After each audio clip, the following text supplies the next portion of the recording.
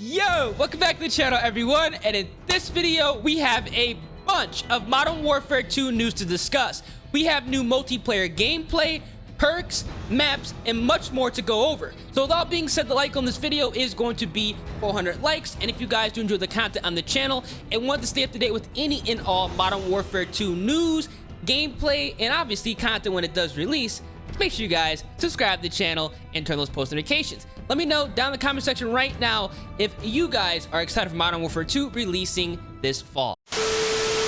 So as you guys can see here, we have some teasers from Call of Duty themselves. This is going to be going over all of the content that we're going to be seeing within Call of Duty Next, which is going to be next week, as well as the beta, which is the day after that. So we're going to be breaking down this little video here because there's a lot of content that we've seen in past Call of Duties, as well as some content that we're going to be seeing fresh within Call of Duty Modern Warfare 2. We also have some gameplay I'm going to go over at the end of this video as well, so make sure you guys stay tuned. Now, as you guys can see here, we're going to pause the footage here. We have what looks like a first look at some of the perks that we're going to be getting within Modern Warfare 2 multiplayer. Now, you guys can see here, down here, I'm gonna go ahead and rewind it a little bit. We have what it looks to be like a double time perk, which is essentially going to be like the marathon perk that we saw back in Modern Warfare 2, allowing us to either have unlimited sprint or just a longer sprint, which is going to be good for rushers and being able to get around the map a lot faster. I always like when they go ahead and bring in perks like this. It speeds up the pace of the game, and I know a lot of people that play S&D, including myself, definitely rely on perks like this to get into the hot spots quicker before anyone else.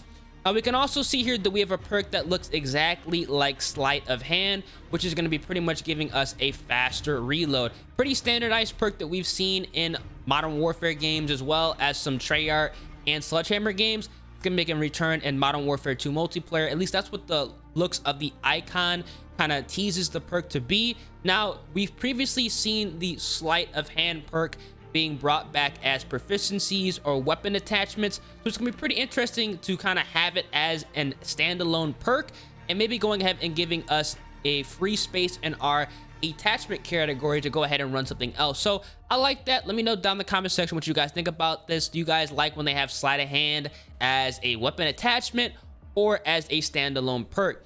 Now, what we have right here is going to be another perk indication. This looks like a restock perk, which we saw in both World War II as well as Vanguard, being able to replenish your explosives. That's what I am getting the vibe from this.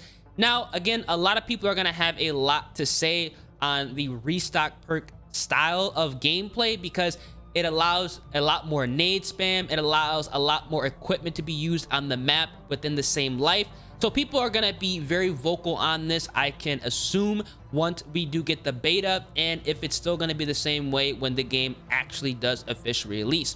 Let me know down in the comment section what you guys think about this. This is all up for interpretation right now, but considering the fact that we've seen perks like this in past Call of Duties with similar icons, I can almost safely assume that this is going to be a restock style perk just because it has a grenade as well as that recycle indicator around it. Now, what we also see here is going to be the radar with a cross through it. So obviously this is going to be a UAV jammer style perk. Again, a perk that is going to be very controversial if it is not coded and treated the proper way. Now, in Modern Warfare 2019, we had the capability of having the UAV jammer, aka Ghost. You did not have to move to be off the radar. And then in Black Ops Cold War, you had to be moving for it to be active. I like the way that it is in Black Ops Cold War, where you have to be moving for the Ghost perk or the UAV jammer perk to actually work properly. Let me know down in the comment section what you guys think about that. Man, do you guys like it how it is in Modern Warfare 2019, where you do not have to move for it to be active? Or did you guys like it in Black Ops Cold War, where you actually had to be moving for the perk to actually work? Typically in the Modern Warfare style Call of Duties, they have it so you don't have to move for the Ghost/UAV jammer perk to be working. But in Treyarch games, it's going to be the opposite. Hopefully they go ahead and adapt some methods from Treyarch Call of Duties as far as this perk goes to go ahead and speed things up and just allow players to move around the map freely and also prevent corner camping. Now, this last perk is a massive throwback and one of my favorite perks in Call of Duty history. We saw this in previous Call of Duties, and honestly, it made the game more enjoyable for literally everybody, no matter what type of play style they had. Now, in Black Ops 1 as well as Modern Warfare 2, the OG Modern Warfare 2, we had a perk called Hardline, which allowed you to get your kill streaks with one less kill. So let's say you were trying to get a tactical nuke and it was 25 kills. You only would have to get 24 to get that nuke unlocked. Now, everything changed in Black Ops 2 when they switched it to score streaks, but at the same time, if you had Hardline equipped and you were to cap a flag, get kills while capping a flag, or getting kills in general, it would go ahead and fill up your score meter a hell of a lot faster, which allowed you to get your streaks a lot quicker. Let me know down in the comment section right now, which way of Hardline do you guys like better, kill streaks or score streaks? I'm not gonna lie, every single Call of Duty game that has a score streak system always is more faster paced, because people are playing the objective and more people are moving around because they are rewarded for moving around a lot more. But typically with the Infinity Ward Modern Warfare style games, it's always kill streaks. But I would not be opposed here in Modern Warfare 2 to kind of have that switched up to score streaks. Again, this could be up for interpretation, but it literally has the same exact icon that it's had for all the Call of Duties previously. I don't think they're gonna go ahead and change that, but let me know down in the comment section what you guys think. So far that we've seen are double time, aka marathon, a sleight of hand perk, a restock perk to resupply your grenades, a UAV / ghost perk, as well as Hardline. So we have a lot of OG throwback perks coming to Modern Warfare 2, and honestly, kind of makes me think, are they gonna go ahead and bring pro perks back to this game as well? I think that actually would be pretty awesome. We can also see up on top of the left here are some images of, looks like some new game modes or like returning game modes. Here we have what it looks to be like capture the flag, or like a domination style mode. It looks to be like here 2 swords. This could be like search and destroy, like team deathmatch or something like that.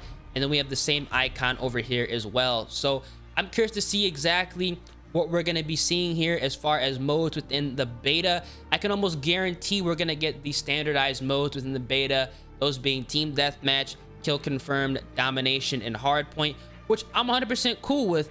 But I do want them to go ahead and bring in some like specialty style modes like CTF or demolition, if they do decide to go ahead and bring those back into Modern Warfare 2, which I'm almost positive they're going to do that within either maybe one weekend of the beta, cycle it every single day of the beta, or when the game does officially release. But let me know down in the comment section what y'all think, man. This honestly is pretty cool stuff. I'm really excited for all this.